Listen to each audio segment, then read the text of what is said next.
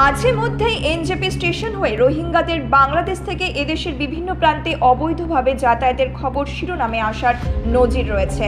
এবারে গোপন সূত্রে খবরের ভিত্তিতে অভিযান চালিয়ে নিউ জলপাইগুড়ি হয়ে পাঞ্জাব যাওয়ার পথে শিশু সহ 7 রোহিঙ্গাকে গ্রেপ্তার করল এনজেপি জিআরপি।